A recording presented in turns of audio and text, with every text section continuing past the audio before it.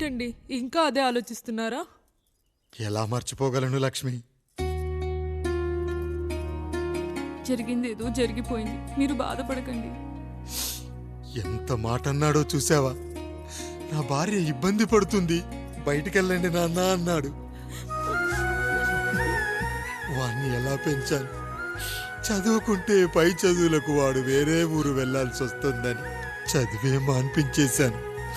జ్వరం వస్తే ఆ మాత్రలు చేదుగా ఉంటాయని నేనే మింగాను. నోరు తెరిచి అమ్మ కావాలన్నప్పుడల్లా ఇంతమంది అమ్మల్ని ఇచ్చాను. నాన్న అన్న ప్రతిసారి నాన్నల్ని ఇవ్వలేకపోయానని వాడికి నా మీద కోపమో ఏమో జానకి. నిజమేనండి, మనమంతా ఇలా లేమే. మన కుటుంబానికి దిష్టి తగిలింది. మా నాన్న మరణంతో ఆస్తిపోయి తమ్ముళ్ళతో నడి రోడ్డున పడ్డప్పుడు ఇలాంటి కష్టాన్ని మొదటిసారి అనుభవించాను.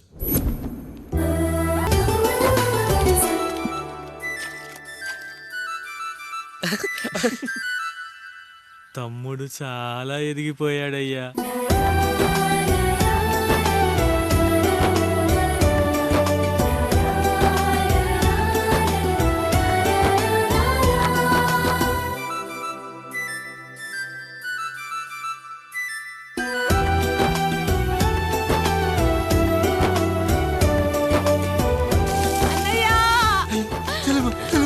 అయ్యో, ఈ పండుగ కాదు తల్లి.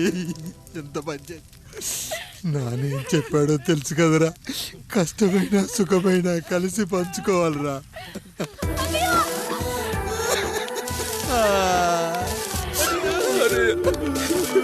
అయ్యో, మరి నువ్వు వాత పెట్టుకోవా అన్నయ్య?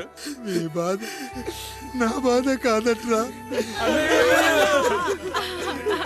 అమ్మా అమ్మా అమ్మా అమ్మా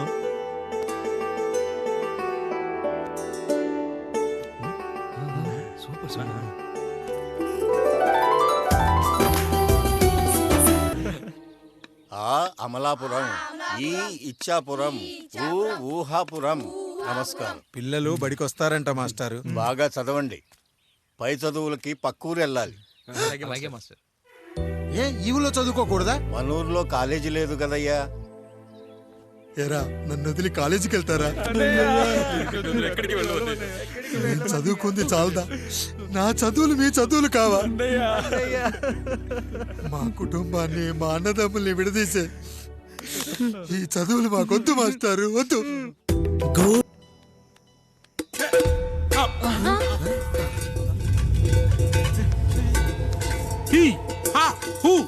రేయ్, మన ఇంటికి దొంగలు వచ్చారా? దొంగలు వచ్చారు. దోచుకోండి రా, దోచుకోండి. మీరెందుకు వచ్చారా? చీపురెందుకు మావయ్య, ఈ కత్తి తీసుకోండి. ఏమయ్యా, మా ఇంటికి రావా? మా ఇంటికి ఎప్పుడొస్తావు? ఈ ఆదివారం మీ అందరం ఊరు వెళ్తున్నాం అయ్యా, మా ఇంటికి రావయ్యా. ఇదిగోవయ్యా, ఈ 100 రూపాయలు ఉంచుకో. సిగ్గబిల్లి తీసుకో తాతయ్య. ఏమిటి ఏమిటి ఆప్యాయత అనురాగాలు? ఇదంతా మాకు పాపారాయుడు గారు ఈ ఊరికి నేర్పిన సంస్కారం.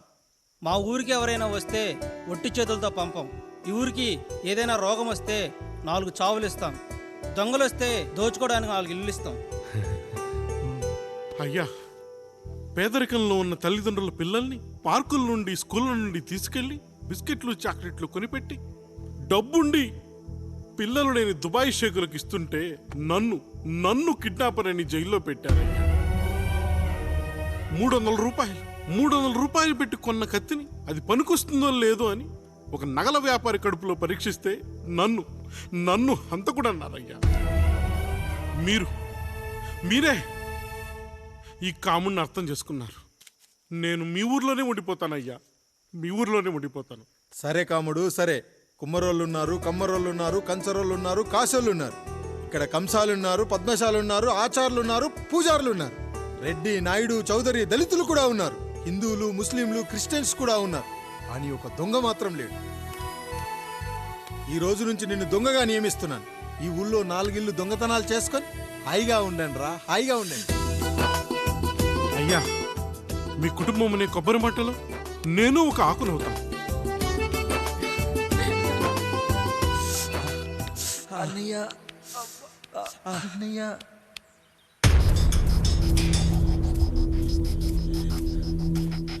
అయ్యా అయ్యా, ఏంట్రా రోడ్డు మీద కాలు కాలుతున్నా సరే తమ్ముళ్ళు చెప్పులు లేకుండా నడుస్తున్నారయ్యా, చెప్పులు లేకుండా నడుస్తున్నారయ్యా.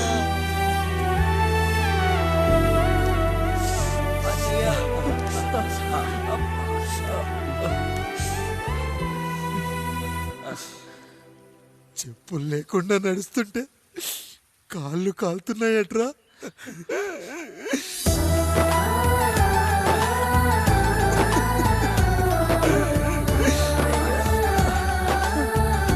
అన్నయ్య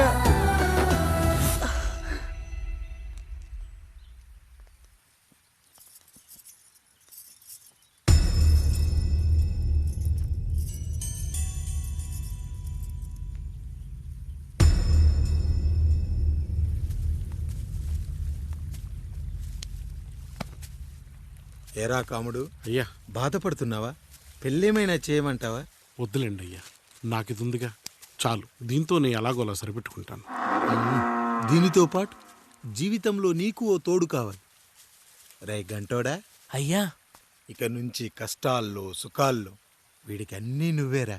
మీరు శాసించాక నేను వేరే ఏదైనా ఆశించగలనా పెద్దయ్యా? ఏంటి బుజ్జి, ఏమైంది? పండు, నీకు పెళ్లి చేసిన మరుక్షణం నీ భర్త చనిపోతాడని జాతకంలో ఉంటే ఆయన నన్ను నీకిచ్చి పెళ్లి చేశారు. నేను పోతే నా భార్య పరిస్థితి ఏంటయ్యా అని అడిగితే నేను లేనారా అన్నారు. ఆయన చేసిన త్యాగం మామూలు త్యాగం కాదు. ఒకవేళ పొరపాటున నాకేమైనా జరిగితే అయ్యయ్యో, అంత మాట అనకండి. మీరు వేరే చెప్పాలా? మొన్నటిదాకా తమ్ముడు, ఇప్పుడు ఈ కాముడు, తరువాత రాయుడు. ఒరేయ్ కాముడు, అయ్యా. పెళ్ళైన దగ్గర నుంచి మీరు సరదాగా గడిపిందే లేదు. మీరిద్దరూ సరదాగా హనీమూన్కి వెళ్ళిరండి. ఏ ఊటీకో కొడైకెనాల్కో. ఇదిగో టికెట్లు. అయ్యా మీరు దేవుడయ్యా. ఇక్కడ పనులాగకుండా నువ్వు ముందుగా వెళ్ళిరా. నువ్వు తిరిగి వచ్చిన తర్వాత పండు వెళ్తుందిరా. అయ్యా, ఒక పని మనిషిని మీరు ఇంతగా ఆదరిస్తున్నారయ్యా. నువ్వు పని మనిషి ఏంటి పండు? నీలాంటి స్త్రీమూర్తిని ప్రతి మగాడు అమ్మలా చూసుకోవాలి. ఇక నుంచి నా బిడ్డలు నిన్ను అమ్మా అని పిలుస్తారు, అమ్మలా చూసుకుంటారు. ఏమంటావు జానకి? రెట్టలకు పిట్టై లోలోనే దాచే అందం, మట్టలకు చెట్టై పట్టుంచే సంబంధం, చుట్టలకు పెట్టై దాచుంచే ఓ సుమగంధం, మనకి ఎంత బాధగా ఉంటుంది, అన్నయ్యకి ఇంకెంత బాధగా ఉంటుంది. సిగలో చుండ్రల్లే ఈ బాధ నా బాధ కాదట్రా. దులిపే బలమున్నా అది రాలిపోని మేటి సంబంధం.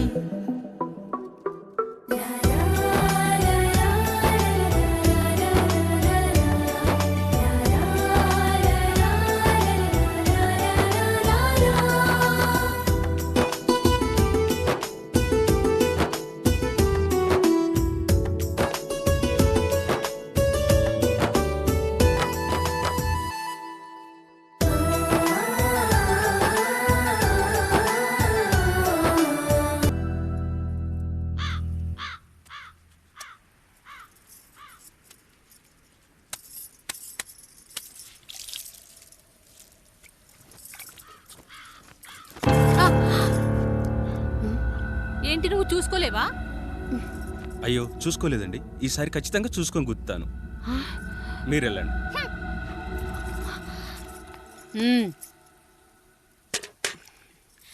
చూడమ్మా, నువ్వు మా కూతురవ్వడానికి ముందే రాయుడు మాకు దేవుడు. ఆయన కుటుంబం మనకు దేవాలయం. వాళ్ళు కొట్టినా తిట్టినా మనం అరవకూడదమ్మా.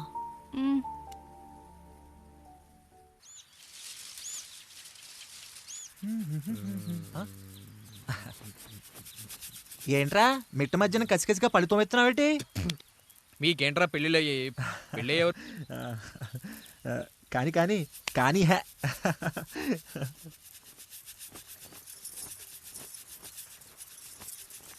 ఏంటండి?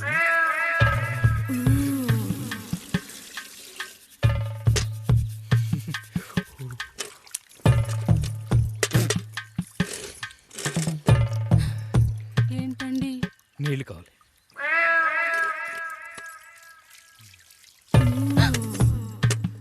ఆయన కుటుంబం మనకు దేవాలయం. వాళ్ళు కొట్టినా తిట్టినా మనం అరవకూడదమ్మా.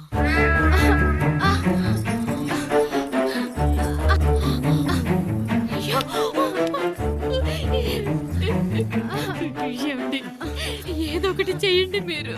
వద్దు పండు, పెద్ద ఆయన దగ్గర మాట వస్తుంది. నేను చూడలేదు.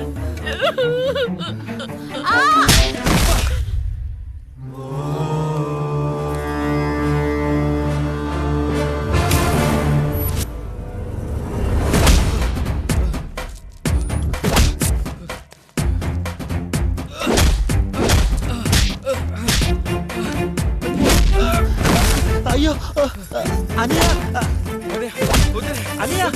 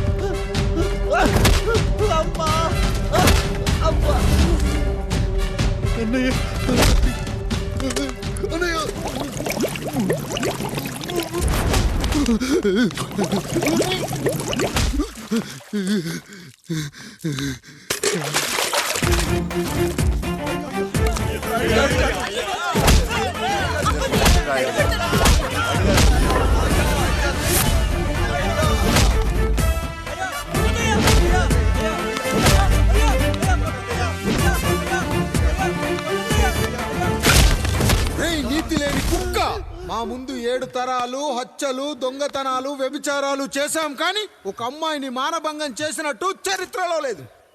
ఈ వంశంలో మొట్టమొదటిసారి ఎవ్వరూ చేయని పని నువ్వు చేసి గొప్పోడివైపోతే మేమంతా చూస్తూ ఊరుకుంటామనుకున్నావా? రేపు పొద్దున వీడిని పంచాయతీకి పిలిచి ఈ రాయుడు తీర్పిచ్చేంత వరకు లక్ష్మి వాడిని ఇంట్లో కూడా రానివ్వకు.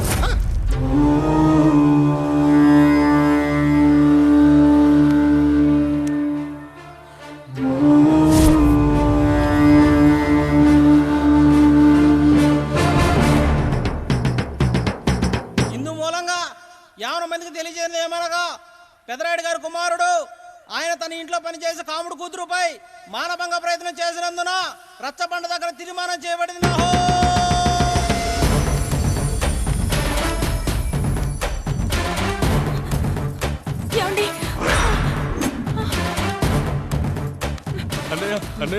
తప్పు చేశాడని మన కుటుంబ గౌరవం నీ చేతిలో ఉంది, దయచేసి.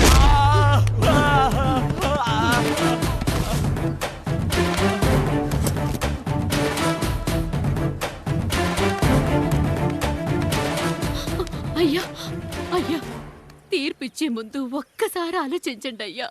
ఎంతైనా మనింటి బిడ్డయ్యా. అవునయ్యా, అన్యాయం జరిగింది మా బిడ్డకి. చిన్నబాబు ఏదో చిన్న తప్పు చేశాడని. మనుషుల్లో 2 రకాలు. ఒకడు రోడ్డు మీద వెళ్తూ పొరపాటున పేడను తొక్కింది పేడ అని తెలుసుకొని నీటుగా వెళ్లి కడుక్కుంటాడు, వాడు ఉత్తముడు. ఇంకొకడు అదే పేడను తొక్కి రోడంతా బరబరా గీసి పరిసరాలను అపవిత్రం చేసి అప్పుడెళ్ళి కడుక్కుంటాడు. అలాంటి నీచుడు నా కొడుకు. నేను 3వ రకం. తొక్కింది పేడ అని తెలిసి కూడా దాని వేలుతో తీసుకొని ముక్కుతో వాసన చూసి ఆ దుర్వాసనను భరించి కడగాల్సింది చెప్పు కాదు, కడగాల్సింది పేడ అని తీర్పిచ్చేవాడే ఈ రాయుడు.